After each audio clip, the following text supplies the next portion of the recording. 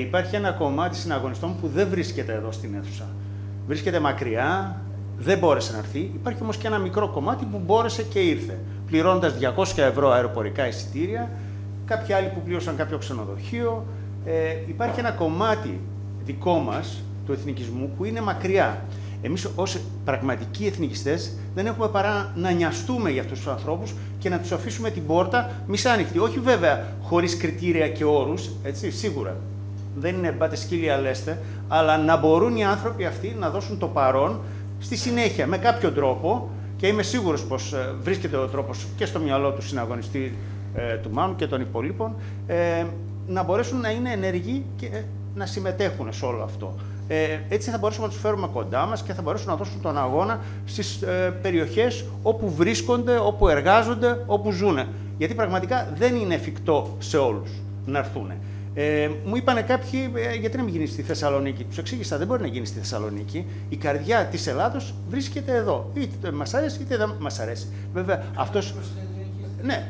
Σωστά. Ναι, απλώς σου λέει δεν μπορούμε εμείς να ψηφίσουμε, δεν μπορούμε να συμμετέχουμε στο κεντρικό μεγάλο γεγονός. Εν πάση περιπτώσει, το εξήγησε αυτό, αλλά παρόλα αυτά δεν πρέπει να κλείσουμε την πόρτα. Υπάρχουν σήμερα μέσα που μπορούμε να προχωρήσουμε, μέσω τηλεδιασκέψεων. Όλα αυτά τα κάναμε εν μέρει, θα τα κάνουμε ακόμα πιο έντονα, γιατί έτσι πρέπει να γίνει, γιατί πρέπει να συμμετέχουμε όλοι στη λήψη των αποφάσεων. Δεν είμαστε προσωπολάτρες, θέλουμε αποτελέσματα απτά και η προσωπολατρία δεν είναι ότι είναι κακό, γιατί δεν είναι πρακτικό. Δεν είναι πρακτικό. Τον οποιοδήποτε από εδώ, από εμάς, μπορούν να τον καθαρίσουν.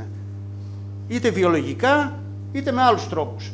Άρα λοιπόν πρέπει να επικεντρωθούμε σε αυτό, στις δομές, να προχωρήσουν οι δομές, η συμμετοχή όλων μας να είναι άμεση, συνεχής, και να δούμε πώς θα το πάμε παραπέρα. Το παραπέρα δεν πάει. Έχουμε στελέχη, έχουμε ανθρώπους οι οποίοι έχουν γνώσεις, εμπειρία, πάνω απ' όλα ήθος, που το έχω δει παντού μέσα στο κόμμα αυτό. Λοιπόν, και πρέπει να πάμε μπροστά, αλλά για να πάμε μπροστά πρέπει να μας μάθουν. Για να μας μάθουν, δυστυχώς τα πράγματα είναι συγκεκριμένα, πολύ συγκεκριμένα. Πρέπει εκεί να επενδύσουμε τα λίγα, τα πολλά, το χρόνο μας, τις προσπάθειες, τις γνώσεις μας. Υπάρχουν νεότεροι οι οποίοι έχουν πολύ καλές γνώσεις πάνω σε αυτά τα διαδικτυακά και πιστεύω ότι θα μας βοηθήσουν πολύ. Αυτό ήθελα να πω πάνω στο οργανωτικό κομμάτι.